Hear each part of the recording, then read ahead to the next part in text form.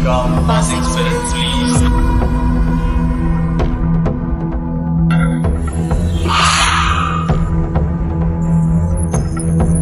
मेरा नाम सनी है।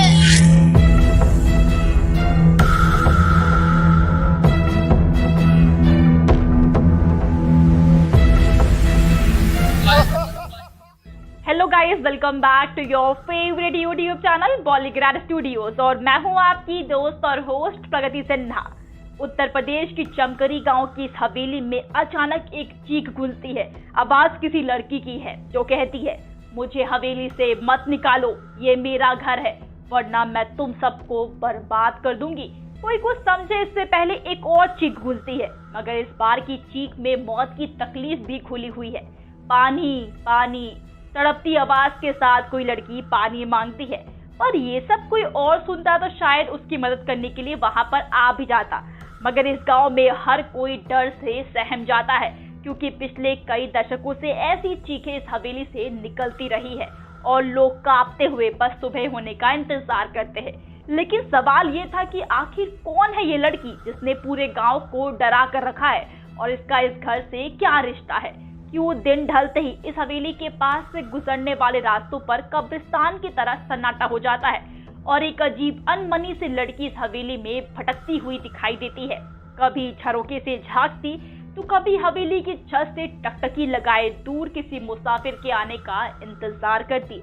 जिसने उसे गौर से देखा है वो बताते हैं कि उसकी नजरें तीर की तरह सीना चीरने वाली नजरें हैं, मगर कभी इन्हीं नजरों के दीवाने थे लोग। वो जहाँ खड़ी होती थी उसके आसपास खड़े लोग उसका दीदार करना चाहते थे। कुछ ऐसा जलवा था रमिया का, जिसकी शुरुआत करीबन 200 साल पहले हुई थी। रमिया बाई, जिसकी पायल जब छनकती थी तो लोग दीवाने हो जाया करते थे। हर हवेली का मालिक ये सपना पाला करता था कि एक दिन ये घुंघरू सिर्फ उसके लिए खनके। रमिया की दीवानों की लिस्ट में इस इलाके के 2 सगे भाइयों का नाम भी आया करता था, मगर रमिया उस बला का नाम था जिसकी खूबसूरती और हुनर के आगे क्या रिश्ते और क्या नाते। और यही हुआ उन दोनों भाइयों के साथ, जब दोनों रमिया को लेकर इस कदर जज्बाती हो गए कि एक दूसरे के जान के दुश्मन बन गए।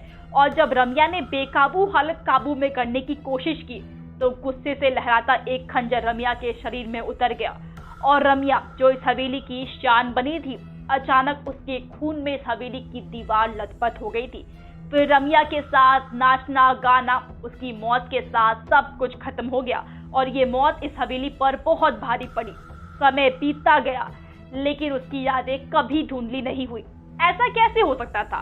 क्योंकि रमिया ने इस हवेली को कभी छोड़ा ही नहीं था। वो आज भी लोगों को दिखाई देती है, लेकिन अब फर्क सिर्फ ये हो गया है कि वो ना तो गाती है और ना ही गुनगुनाती है, बस पागलों की तरह घूमती है और उन दिनों को याद करती है। और अगर कोई इस हवेली में चला जाता है तो 200 साल पहले इस हवेली से निकलने वाला हर कदम खुशी से झूमता था, लेकिन आज यहाँ से सिर्फ लाशें निकलती है।